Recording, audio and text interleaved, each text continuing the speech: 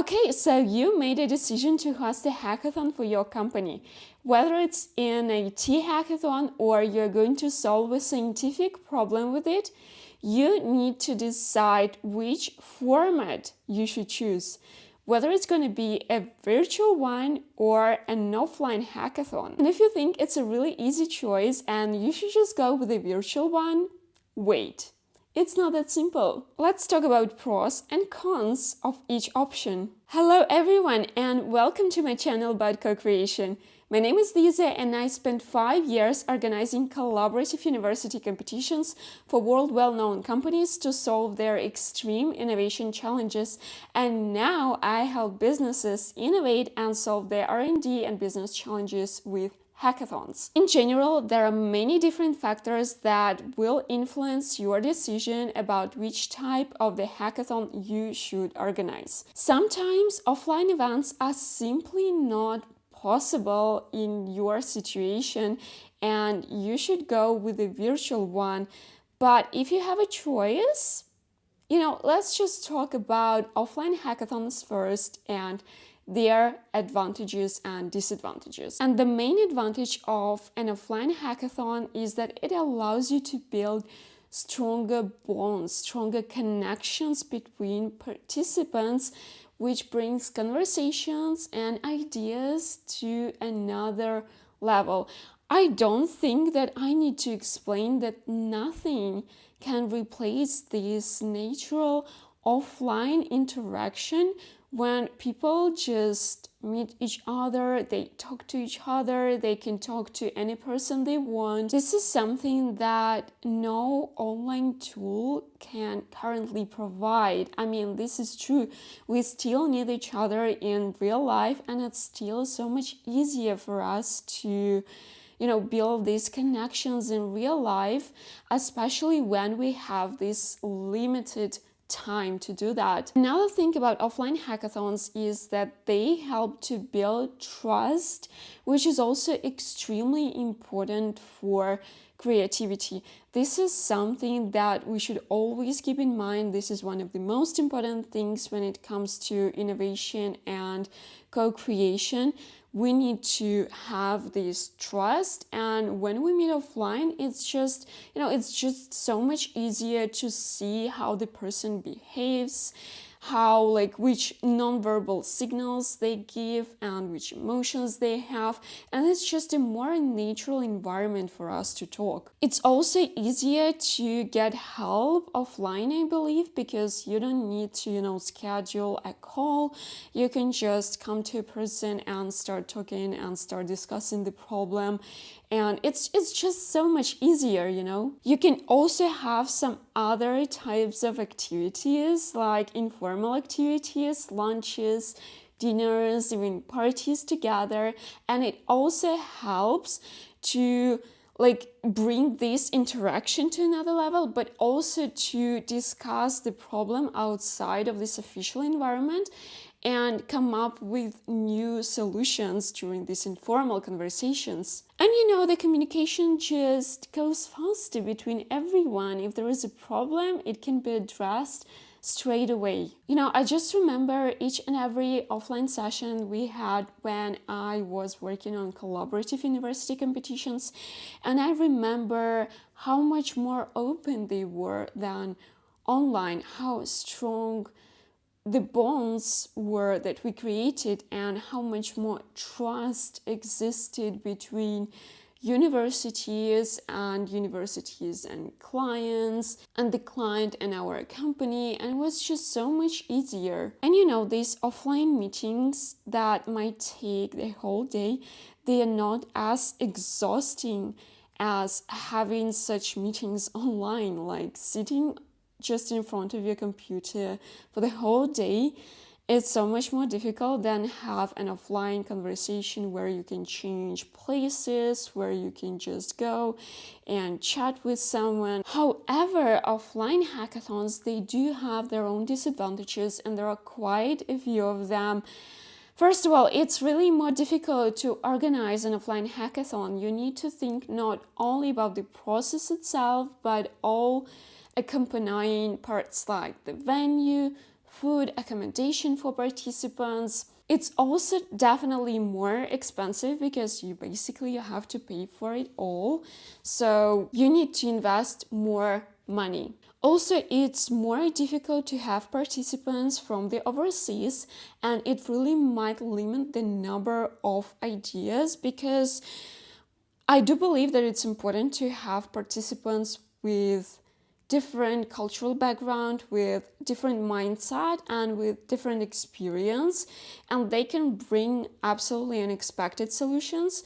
But with an offline hackathon, you would probably choose those who live around, or at least they're coming from some neighbor countries, so not from some faraway locations, just more difficult with all the logistics. You'd probably also need to limit the number of participants, just because, again, you would have a venue and it's quite expensive to rent something for thousands of participants. And again, accommodation, logistics for your team as well is just gonna cost you too much money. So you will limit the number of teams. And now you will see all the pros and cons of the offline hackathon on this screen. Feel free to save them. Now let's talk about online hackathons advantages. And here, obviously, we can forget about all offline event disadvantages. So online hackathons are cheaper, they do require less efforts to organize them, and you can fully focus on your challenge, on your goal, what information you need to gather and what information you need to provide. You can also invite all the different people living in all the different places, which increases the chances to get something really outstanding, something completely novel, just because, again, you will be able to involve people with absolutely different experiences. Also, online hackathons, they kind of help to lower environmental impact. Obviously, you don't need to worry about logistics, and you don't need to bring all the participants to where you are. And I'm sure that online hackathons in general can work for pretty much any type of the challenge, of the problem that you are trying to solve. And of course, you can really allow a big number of participants. You are not limited here. And now let's talk about online hackathons' disadvantages, because they do exist. It's not that perfect with them. And when it comes to the organizational part, obviously, as I mentioned, it's really easy and it's quite simple and it's going to be cheap. But there are disadvantages, and they are connected to communication mostly. And the inter-team, so the interaction between the teams during the hackathon, will not be as effective as during the offline event. And I know that many organizers, they do not really have this collaboration part between the teams, but we do. Like, our company does, and I do. When I organize hackathons, I do pay specific attention to this part. So for me, it is important, and I just know that it is really difficult for people from different teams that have never seen each other in their life to communicate easily and to trust each other. I just remember the discussion that I had with a professor from Max Planck during one of the collaborative competitions for one of the projects, and that project was fully online. That it's just a shame that we were not able to meet, because it would help us to build the trust between all the different universities, and it might bring this interaction between the teams to another level, and there might be new solutions from combining different solutions of different teams. They could have been born, but unfortunately we did not have such a chance to meet offline. And of course, there are no lunches, no dinners, no parties together, no informal activities.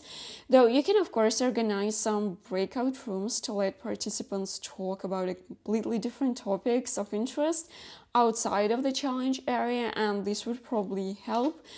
But of course, I do really think that these informal conversations are extremely important for creativity and for the ideation process. I'm just gonna show you all the pros and cons of the virtual hackathon on this screen. Feel free to make a screenshot just to, remember about them, just to keep them somewhere. Now, if you ask me which type of the event should you choose, I would always go with an offline option, like always, because it's just difficult to compare, because I do believe that communication is essential when it comes to collaboration and co-creation projects. So if you have this opportunity to host an offline co-creation event, do it. Absolutely do it. If you're ready to invest money in it, just do it. I guarantee you will get more ideas, and the level of maturity of these ideas, it will be I do think it will be higher than what you can get with online event. This is just my personal preference, just again based on my experience, but it's possible to make it work online. It is possible. So if you don't have such an option to go offline, go online, don't worry. There are different tips and tricks how to make an online event work better and overcome their challenges and overcome their disadvantages. So it is possible. I'm gonna talk about them. I will create another video to discuss these tips on which you can use to make your online event and this online experience closer to an offline one. So I do believe that it's better to go with co-creation than not to go with it. So this is it. Today we discussed pros and cons of offline and online hackathons. I hope this video will help you to make your decision about which type of the co-creation event of the hackathon you need to go with. And yeah, see you next time. If you have any questions, please feel free to leave them below. Have a good one. Bye!